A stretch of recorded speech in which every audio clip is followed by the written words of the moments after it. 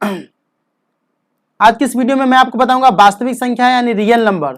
इसी चैप्टर का आपको class 10 BBI objective question answer इस वीडियो में बताए जाएंगे। ये चैप्टर का क्वेश्चन आंसर आपको लगभग एग्जाम में 5 से 6 नंबर का एग्जाम में क्वेश्चन आता है। अगर आप इस चैप्टर के क्वेश्चन आंसर ऑब्जेक्टिव जो भी है वो जो मैं आपको बता रहा हूँ, अगर आप देख लेते तो आपके 5 से 6 नंबर जो ऑब्जेक्टिव होते हैं वो आपको कंप्लीट करा दिए जाएंगे। चलिए वीडियो को शुरू करते हैं। अगर आप चैनल पर नए हैं तो चैनल को सब्सक्राइब कर ले और बेल नोटिफिकेशन को जरूर ऑन कर दीजिएगा। तो पहले नंबर का जो क्वेश्चन कह रहा है कि 2 या 2 से अधिक अभाज्य संख्याओं का मौसा यानी HCF कितना होता है। तो 2 या 2 से अधिक अभाज्य संख्याओं का मौसा जो होता है वो कितना होगा। तो मैं आपको बता दूं कि 2 या 2 से अधिक अभाज्य संख्याओं का मौसा, मान लीजिए अभाज्य संख्या कौन कौन होता है। तो चलिए मैं आपको बता देता हूं। मान लेते हैं कि एक अभाज्य संख्या हमारा हो गया, ठीक है। मान लीजिए कि एक अभाज्य संख्या हो गया, मान लीजिए कि 1 हो गया, ठीक है। 1 ले लेते हैं, दो भी एक तरह से उसी हो जाएगा, लेकिन 3 ले लेते हैं। चलिए, अभाज्य संख्या वैसी संख्या जो एक और अपने आप से करता है, ठीक है। अभाज्य संख्या भाज्य संख्या जो कट जाता है। तो मान लीजिए कि 1 और 3 है, इसका मौसा निकालेंगे तो क्या होगा, 1 आएगा कि नहीं आएगा। तो इसका आंसर हो जाएगा बी नंबर यानी 1, ठीक है। चलिए अगला क्वेश्चन हम आपको बताते हैं। अगला नंबर का जो क्वेश्चन है दूसरा नंबर, निम्नलिखित में से कौन अभाज्य संख्या है। निम्नलिखित में से कौन अभाज्य संख्या है। तो निम्नलिखित में से कौन अभाज्य संख्या है। देखिए अभाज्य संख्या आपको हम बताए थे 8 होगा। आप देखिए तो 8 होगा कि नहीं होगा। तो 8 वैसी संख्या जो एक और अपने आप से कटे, ऐसा होबे नहीं करेगा। 8 तो 2 से कटता है, 1 से कटता है, 4 से कटेगा, तो नहीं होगा, 8 से कटेगा।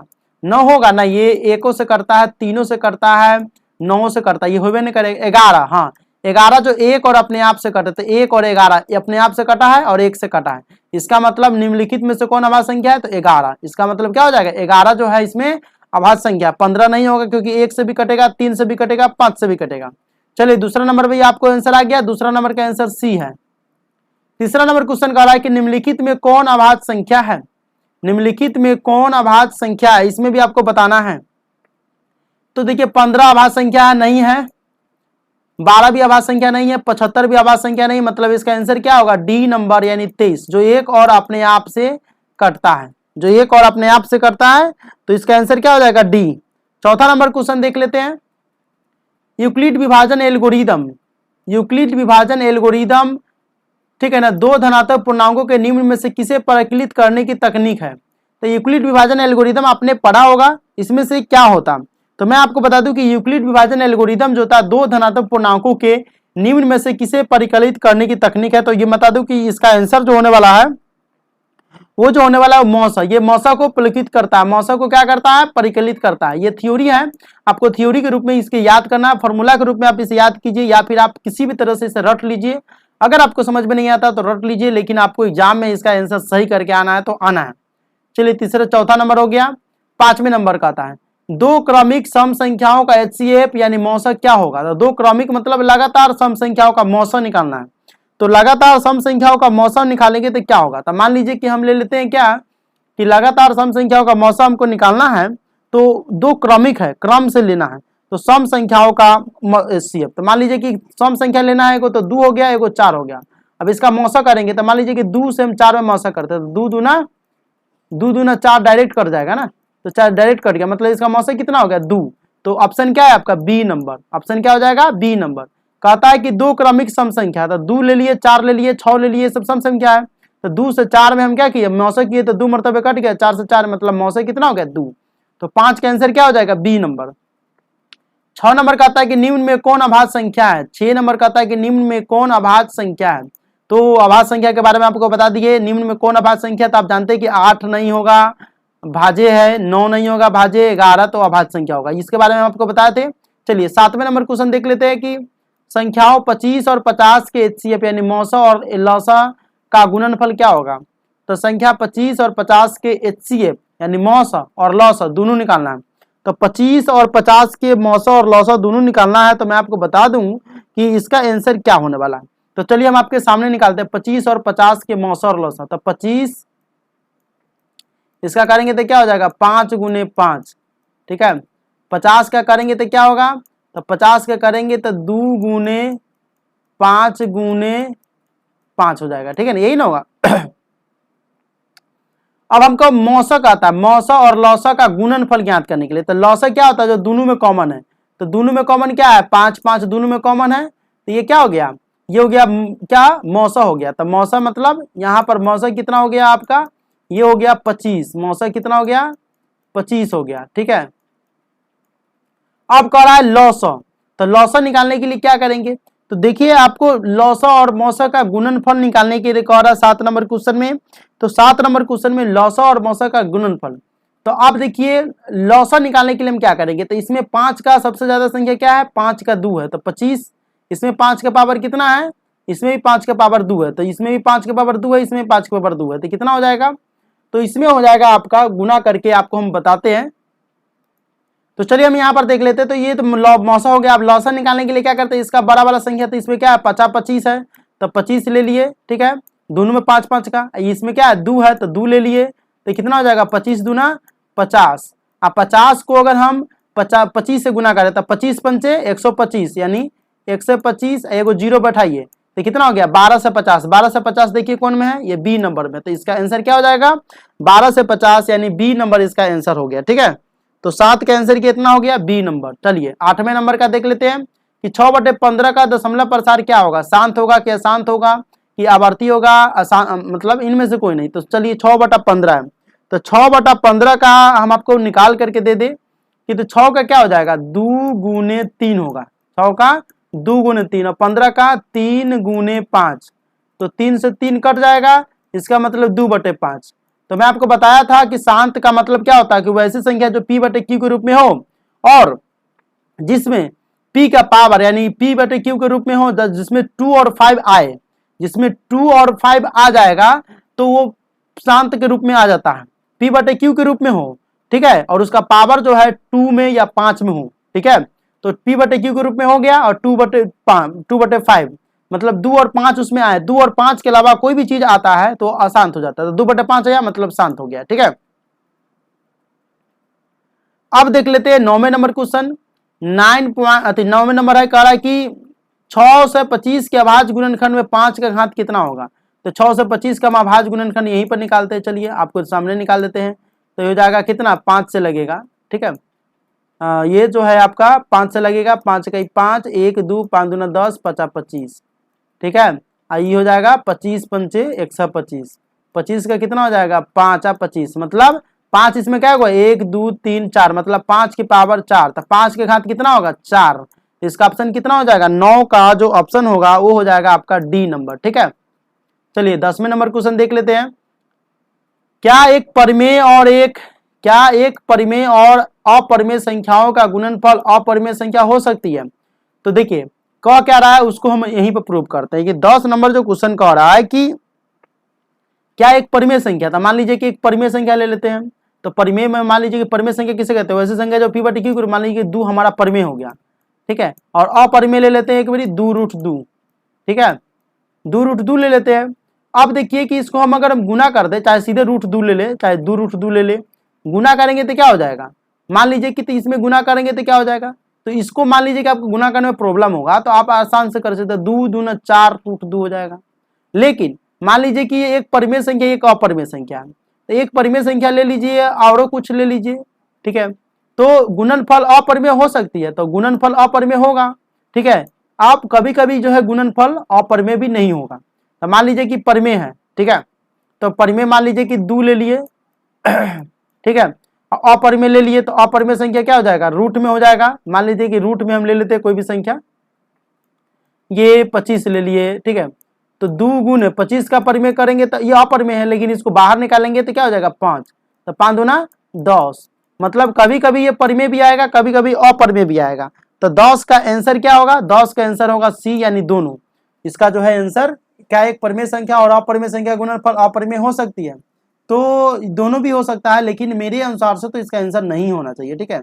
अब इसमें जो है दिया हुआ है, लेकिन इसमें आप आंसर मारिए कि अपरिमेय संख्या हो सकती है, सॉरी तो अपरिमेय संख्या तो होबे करेगा, ठीक है, क्योंकि अपरिमेय होबे करेगा, लेकिन ये हाँ में आंसर होगा, ठीक है।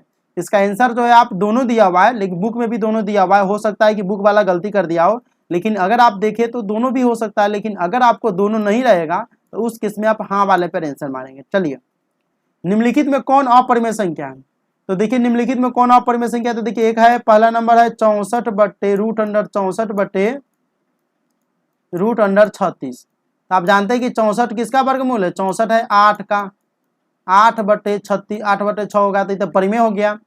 81 किसका वर्गमूल है? 9 का। 5 है किसी का? नहीं है। अब देखिए 49 किसका है? तो 7 का। और √9 किसका है? तो 3 का। ये भी परिमेय है। मतलब ऑप्शन नंबर सी जो है यही अपरिमेय है। ठीक है, 11 का क्या हो जाएगा? Option number C. 12 नंबर का देख लेते हैं कि वृत्ताकार पथ पर 3 धावक एक ही स्थान से दौड़ना प्रारंभ करते हैं तो एक चक्कर लगाने में क्रमशः 1 घंटे, 3 घंटे तथा 5 घंटे का समय लगता है। तो तीनों को प्रस्थान बिंदु पर पुनः मिलने में कितना समय लगेगा?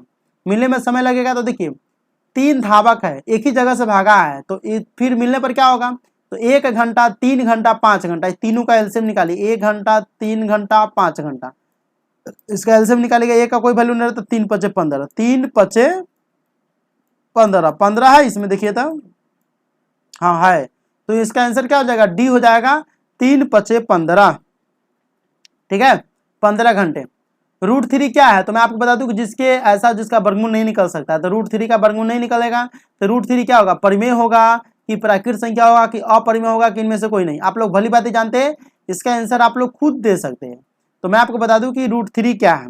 √3 जो है इसमें आपको हम बता दें कि इसमें √3 जो है न प्राकृत संख्या होगा, न परिमेय संख्या होगा, न इनमें से कोई होगा। मतलब परिमेय संख्या है, सॉरी अपरिमेय संख्या है। √3 क्या है? अपरिमेय संख्या है। अगला हम देख लेते हैं 14, 3√3 क्या है? तो 3√3 भी वैसे ही है, इसमें भी ना परिमेय संख्या होगा, न पूर्णांक संख्या होगा, न इनमें से कोई होगा। 3√3 भी अपरिमेय संख्या ही है। ठीक है, 3√3 भी क्या है? अपरिमेय संख्या। अब देख लेते हैं निम्नलिखित में, निम्नलिखित π/2 क्या है?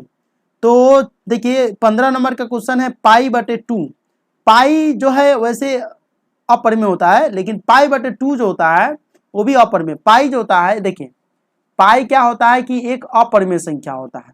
ठीक है, लेकिन 22/7 उसी का मान है, वो परिमेय संख्या होता है। अभी पाई में 2 कर दिया है तो अपरिमेय में अगर हम 2 कर दे तो अपरिमेय ही रहेगा। देखिए पाई अगर कहेगा कि पाई कौन सी संख्या, तो पाई जो होता है वो अपरिमेय गिनती होता है, लेकिन इसी का मान है 22/7। अगर 22/7 आपको दिया हुआ है तो वो हो जाता है परिमेय संख्या। क्या हो जाता है? परिमेय संख्या। ठीक है, अब देखिए π/2 है तो π/2 का मतलब क्या है? ये अपरिमेय संख्या है, और अपरिमेय में अगर हम 2 से भाग करें तो क्या हो जाएगा? अपरिमेय। तो न परिमेय होगा, न परिमेय अपरिमेय दोनों होगा, इनमें से कोई भी नहीं होगा, अपरिमेय संख्या हो सकता है। तो 15 नंबर का जो क्वेश्चन है π/2 क्या है? अपरिमेय संख्या। दो परिमेय संख्याओं के बीच कितनी परिमेय संख्या हो सकती है? तो दो परिमेय संख्याओं के बीच जो है अनंत परिमेय संख्या होती है। ये थ्योरी है, मैं आपको जल्द ही इसका जो है पूरे बुक का मैं थ्योरी बनाया हूँ, मतलब पूरे बुक का फॉर्मूला बनाया, वो फॉर्मूला आपको देंगे। ये फॉर्मूला के रूप में आपको याद करना है कि दो परिमेय संख्याओं के बीच कितनी परिमेय संख्या हो सकती है? तो अनंत। इसका आंसर होगा डी नंबर, दो परिमेय संख्याओं के बीच अनंत परिमेय संख्या होती है। जैसा कि आप लोग क्लास 9 में पढ़े होंगे कि 2 और 3 के बीच 5 परिमेय संख्या ज्ञात करें, 2 और 3 के बीच 8 परिमेय संख्या ज्ञात करें, 2 और 3 के बीच 3 परिमेय संख्या ज्ञात करें। मतलब किसी भी संख्या के बीच में कितना भी परिमेय संख्या हम ज्ञात कर सकते हैं। 17 नंबर का है कि दो संख्याओं का मौसा जो है 25 है, लौसा जो है 50 है, तो संख्याओं का गुणनफल क्या होगा? तो 25 को 50 से गुना करेंगे तो कितना हो जाएगा? 25 × 5 = 125, मतलब 125 देखिए यहाँ पर है तो बस 1250 हो जाएगा। पिछले क्वेश्चन में भी था। ठीक है, तो पिछले क्वेश्चन से मिलता जुलता क्वेश्चन है, तो क्या हो जाएगा इसका आंसर? 12 से 50। ठीक है, 12 से 50 हो जाएगा गुणनफल, गुना कर दीजिए। 18 नंबर, निम्न में कौन अपरिमेय संख्या नहीं है? देखिए इसमें पूछ रहा है कि अपरिमेय संख्या नहीं, मतलब परिमेय पूछ रहा है कौन है। तो 11 भी अपरिमेय है क्योंकि इसका भी वर्गमूल नहीं निकलेगा। 15 भी अपरिमेय, इसका भी वर्गमूल नहीं निकलेगा। √5 भी अपरिमेय, इसका भी वर्गमूल नहीं निकलेगा। ये बच गया √9। तो √9 का वर्गमूल निकालिएगा तो क्या हो जाएगा? देखिए √9/√16, √9 का वर्गमूल हो जाएगा 9, मतलब 9 है तो 9 का आंसर, 9 का वर्गमूल निकल कर आता है 3 और 16 का 4, मतलब ये ऑप्शन नंबर क्या हो जाएगा? सी। ये सब गलत है, मतलब ये सब नहीं हो सका। ऑप्शन नंबर सी इसका आंसर होगा। 1400 में 2 का अधिकतम घात क्या होगा? तो 1400 में 2 का हम मान निकालेंगे, तो चलिए 1400 का हम क्या करेंगे? एलसीएम निकाल लेते हैं। अब इसके सामने तो 2 से कितना हो जाएगा? 700, फिर 2 से करेंगे तो 350। ठीक है, फिर 2 से करेंगे तो 2 का 2 से तो 14, 2 × 5 = 10। अभी 2 से कटेगा नहीं कटेगा। तो 2 से जब ये नहीं कटेगा तो अब हम क्या करेंगे, तो 2 से जब ये नहीं कटेगा, ठीक है, तो 14 से में हमको मान ज्ञात करना था। तो अब देख लीजिए कि 2 से 700, 2 से 700 को 350, 2 से किए हैं 350 के, तो 2 इकाई 2, 2 7 14, 1 0, 2 5 2 पंचे 10। अब 175 2 से लगेगा, नहीं लगेगा। तो 1400 में 2 का अधिकतम घात कितना हो जाएगा, तो 2 का अधिकतम घात हो जाएगा 1 2 3, कितना हो जाएगा 3। 1400 में 2 का अधिकतम घात होगा कितना, वो हो जाएगा 3। तो ऑप्शन नंबर 3 यानी बी इसमें सही है। अब आगे क्या पूछ रहा है, नहीं है कि सिर्फ 2 का पूछ रहा है, तो 2 का 3 पावर है, तो 2 जो है 3 बड़ी, तो 3 हो गया। इनमें कौन सी संख्या अपरिमेय है, इनमें से कौन सी संख्या अपरिमेय है। तो अपरिमेय में आपको जानते हैं कि परिमेय पूछ रहा है, अपरिमेय पूछ रहा है, तो ये हो गया परिमेय। √9 का हो जाएगा 3, इसका भी निकल कर आएगा 5, इसका भी निकल कर आएगा 7। मतलब कौन सी संख्या अपरिमेय, तो 20 का परिमेय नहीं निकल कर आएगा, तो 20 वाला ऑप्शन यानी बी नंबर ऑप्शन इसका सही है। निम्नलिखित में कौन परिमेय संख्या है, परिमेय संख्या पूछ रहा है, तो देखिए √3 का नहीं निकलेगा, तो यह अपरिमेय है। √5/5 ये भी आपका क्या हो जाएगा, अपरिमेय हो जाएगा। 2 - 2 कितना हो जाएगा 0, और √7 का भी तो अपरिमेय है। तो 0 को हम अपरिमेय के रूप में, मतलब परिमेय के रूप में कहते हैं, क्यों, क्योंकि 0 को हम 0/1 लिख सकते हैं। क्लास 9 के फर्स्ट चैप्टर में इसका थ्योरी दिया हुआ है, आप जाकर देख सकते हैं। तो 0 के बटा में कुछ भी नहीं है, तो हम क्या करते हैं, किसी भी संख्या के बटा में 1 देख सकते हैं। तो देखिए p/q के रूप में हो गया कि नहीं हो गया, तो p/q के रूप में हो गया। बाहरी संख्या है, फ्री संख्या है, तो इसीलिए क्या हो जाएगा, परिमेय संख्या हो जाएगा। महत्तम समावर्तक AB गुने लघुत्तम समावर्तक AB बराबर होगा, तो महत्तम समावर्तक AB, ठीक है ना, AB को मान लीजिए कि AB है, AB गुने है लघुत्तम समावर्तक AB, तो इसका मान क्या होगा। तो देखिए 23 नंबर क्वेश्चन है और इसका आंसर भी हम आपको बता देते हैं। तो इसका आंसर क्या हो जाएगा हम आपको बता दें। देखिए AB है और इसमें भी AB है, तो महत्तम समावर्तक है, तो बराबर कितना होगा, तो AB है, इसमें भी AB है, ठीक है। तो AB का जो मान होता है वो क्या हो जाएगा, तो इसका फॉर्मूला होता है, ये आपको थ्योरी में ही दिया हुआ है कि महत्तम समावर्तक यानी AB का HCF और AB का LCM निकालेंगे तो कितना आएगा। तो AB का HCF और AB का LCM निकालेंगे तो इसका मतलब है कि इसका मान जो हो जाएगा A गुने B हो जाएगा। क्या हो जाएगा, A गुने B। मान लीजिए कि A की जगह मान लीजिए हम 2 रख लेते हैं, B की जगह 3 रख लेते हैं, तो 2 3 का महत्तम निकालेंगे तो कितना आएगा, तो 2 3 का महत्तम निकालेंगे तो 1 आएगा, ठीक है।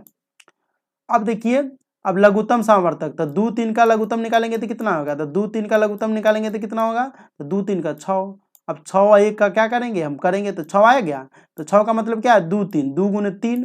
तो इसी तरह से AB गुने AB, तो इसका महत्तम निकालना है, इसका एलसीएम निकालना है, तो कितना होगा A गुने B यानी C इसका ऑप्शन सही है। 24 नंबर का देख लेते हैं कि दो परिमेय संख्याओं के बीच परिमेय संख्या होती है, तो दो परिमेय संख्याओं के बीच जो है वो भी परिमेय संख्या अपरिमेय संख्या अनंत होती है। दो परिमेय संख्याओं के बीच जो है परिमेय संख्या हो चाहे अपरिमेय संख्या हो, दोनों का मान अनंत होता है। दोनों का मान क्या हो जाएगा, अनंत हो जाएगा। फॉर्मूला है दो परिमेय संख्याओं के बीच अधिकतम कितनी परिमेय संख्या हो सकती है, तो इसका भी पूछेगा, अधिकतम भी पूछेगा तो भी आपको अनंत में ही मारना है, ठीक है। ये ऑब्जेक्टिव है एक तरह से थ्योरी के रूप में। अगला हम देख लेते हैं 26 नंबर, कहता है वृत्ताकार पथ पर 3 धावक एक ही स्थान से दौड़ना प्रारंभ करता है, तो एक चक्कर लगाने में क्रम से 3 घंटा 4 घंटा 8 घंटा लगता है, तो तीनों को प्रस्थान बिंदु पर मिलने में कितना लगेगा, तो 3 घंटा 4 घंटा 8 घंटा। तो 26 का आंसर आपको बता दे कि आपको जो है आंसर 3 4 और 8 का क्या करना है, एलसीएम निकालना है। तो 3 4 8 का, तो 3 तो नहीं लगेगा 2 से, तो इसका हो जाएगा 2, इसका हो जाएगा 4, ठीक है।